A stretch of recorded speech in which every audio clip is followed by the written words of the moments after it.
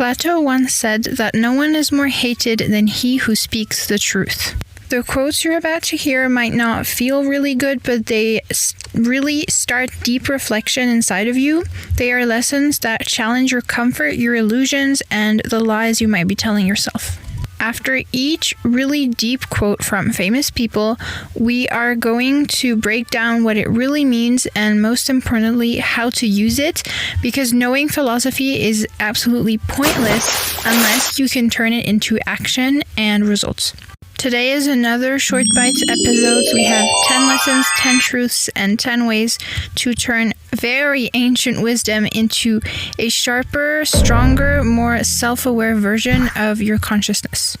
If you have quotes that you really like, you can also put it in the comments so that we can all learn from each other. We're going to start very strong and kick off with a quote from Frederick Douglass, who was born in the beginning of the 19th century. "Knowledge makes a man unfit to be a slave." He actually fought for the abolition of slavery for decades, which is interesting to notice in his quote. Knowledge makes a man unfit to be a slave. Maybe this quote comes from his life context in his era. I think today, in today's world, this means that governments don't want you to have extensive knowledge about certain things to keep you controllable, to make the masses more easily controllable. Maybe you've seen the famous movie The Matrix, where the main character, after taking the red pill, sees reality and, from his friends, he learns the truth of what is actually happening. And this knowledge that he now has makes him unfit to be a slave from, I'm not going to spoil the whole movie if you haven't seen it, but in the society where he was, if you can call that a society, where they were all enslaved, basically. With what he knows now, he can't go back. It is impossible, and with that knowledge, he cannot be a slave anymore. This is definitely not a new concept because that movie was made, but also from George Carlin, who did comedy and social critic and was born in 1937. He said the next quote, which is quite long, but I really encourage you to listen carefully because it's a very powerful, deep quote. "Governments don't want a population that is capable of critical thinking.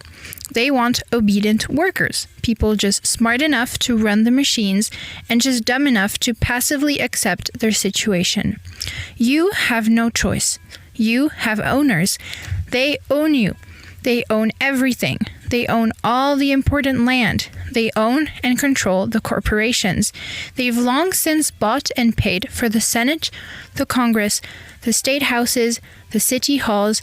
They got the judges in their back pockets, and they own all the big media companies. So they control just about all the news and information you get to hear." That is probably my favorite quote because, especially with what has happened recently, you can probably relate all that stuff with what has happened recently in the media that you've heard about. I'll let you relate that in your mind. If you want to listen to the quote one more time, I encourage you to, because maybe you've missed some aspects of it. I don't think I have to explain Carlin's quote in a lot of detail. I think it's clear enough for everybody. If it's not, then I would encourage you to look a bit on the news and what's happening right now in Europe and the US, and linking into when Carlin said they, the owners, bought the corporations, the Senate, the Congress, the judges, the media. I'll let you think on your own. What you can do to avoid being a slave is said in the quote. Get knowledge about things society doesn't want to teach you. Inform yourself on things that the mainstream press does not talk about, and there's plenty of things that they don't talk about. I told you we were going to start strong.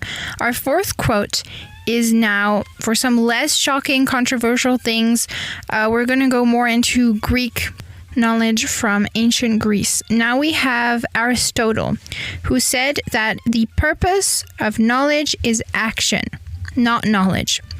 Today, everyone wants to get useless degrees about, liberal arts, communication, social science. But then somehow the 10 Emilys and Sarahs that wanted a degree in social science can't find a job in the real world. I'm not saying that those kind of degrees are useless. I'm just saying that it doesn't have value on the market because everyone wants to do it because it's easy. That's my modern interpretation of Aristotle's quote, who was said 2,400 years ago. But there's a lot of interpretations that you can make. Anyway, what I meant by this small digression is, what is the point of all this theory if you're not going to do or build anything concrete with it? There's absolutely no point in theory without a constructive action and result, which brings value to the world. So if you have a lot of knowledge, but then you don't take action with that knowledge, then it is not knowledge because you're not doing anything with it. I think what he was trying to say through that quote of knowledge is action, not knowledge, is that knowing is not enough. You have to do as well. So this quote links directly in the previous one because Frederick Douglass tried to teach us that to avoid being a slave, you have to learn the unconventional things.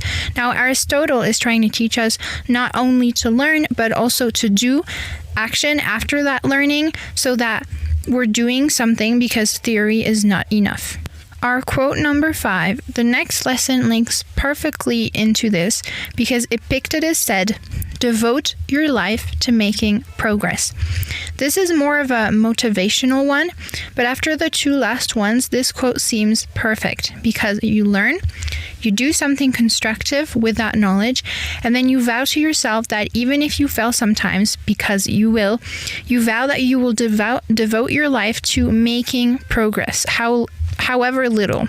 That's the whole point of self-development. Perfection will never be reached because perfection does not exist, and it is in knowing that perfection doesn't exist that you're perfect in a way.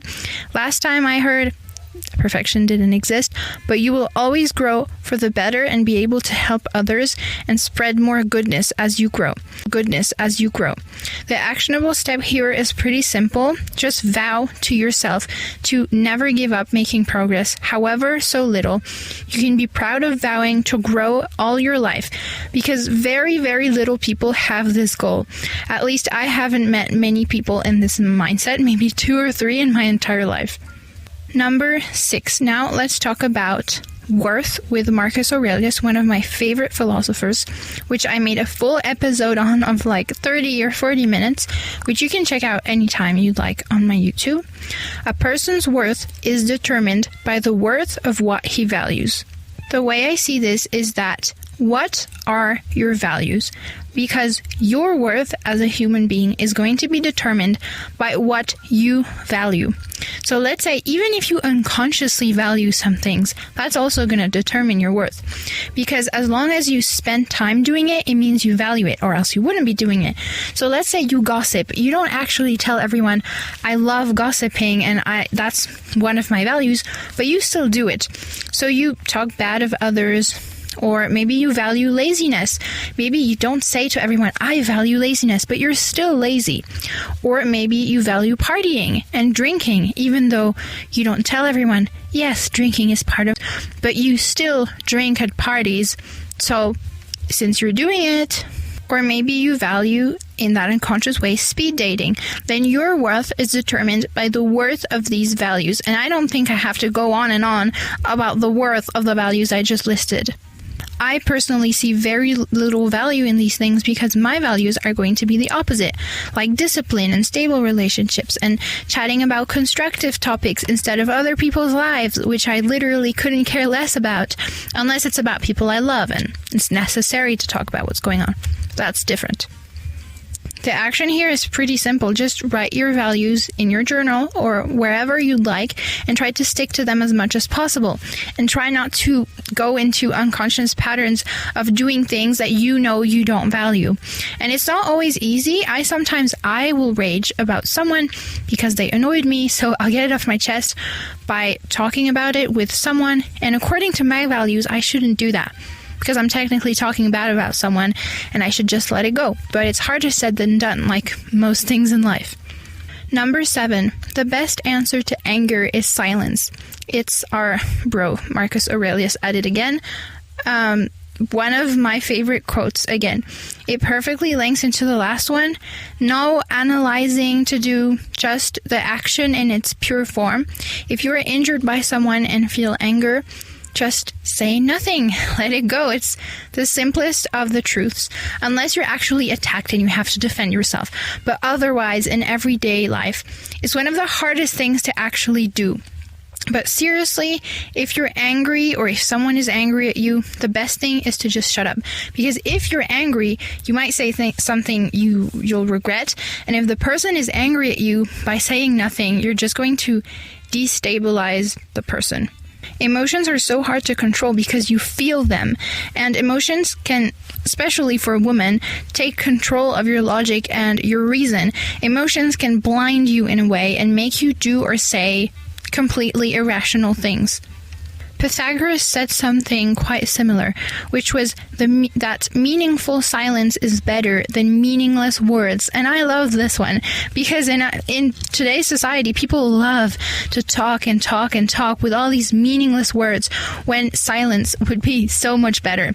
Your silence will say everything. If someone gets angry at you and you raise, they raise their voice and during an argument, for example, your silence will say much more. Honestly, this is what I have work on to do. That's my task. I need to control my emotions more, which is hard because irrational emotions and responses are essentially a more feminine archetype thing. I don't know why, but nevertheless, I will still work on it.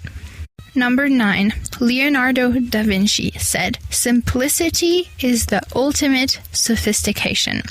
We can see what he said, like Pythagoras, with words. Saying less, more meaningful things is more sophisticated than speaking plenty but with no meaning and no value. I know it's this big trend on the internet, being a classy person. Well, in my concept of a classy person really chooses their words very carefully and doesn't talk and talk and talk with all these meaningless words, and instead they say fewer words but that have more value and meaning. Maybe it's because I'm a woman that I say this, but I see it in style too, like clothing. Sophisticated people will sure have beautiful clothing, but it's simple in a way. However, people who want to be perceived as rich and perceived as classy will dress with tons of bling bling and fake shiny pearls or diamonds, but you can see that it's not true sophistication. You know what I mean? One of my favorite actresses of all time that I admire so much is Audrey Hepburn. She is known in the entire world to be one of the classiest women who have ever lived, and in every single one of her movies, her outfits, or even in her daily life, her outfits were always very simple and just screamed sophistication, but they were simple. I also personally link this to learning because I've been in a Finnish system or an English system and a French system, and I have seen that by simplifying ideas instead of overcomplicating them, you achieve true elegance and depth in learning, and you learn so much better. You are able to have a clearer, more profound understanding of concepts. I've realized that the true way to learning is simplifying ideas, like, for example, I would always make these little revision cards where you simplify ideas to their core, and learning is just so much easier. I was in the Finnish system in a school for 3 years and also in the French system for the rest of my life, and I can tell you that the French system is the opposite of Leonardo da Vinci's definition of sophistication. We overcomplicate things to seem smart, when in truth, we don't know that much. That was harsh, but it's what I think. We always try to make things so much more complicated than they seem, when in reality, you can explain ideas in a much more simple way.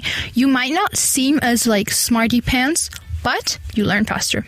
To beautifully finish with my favorite one of them all, I'm an INTJ, so I like very harsh quotes. If the truth shall kill them, let them die.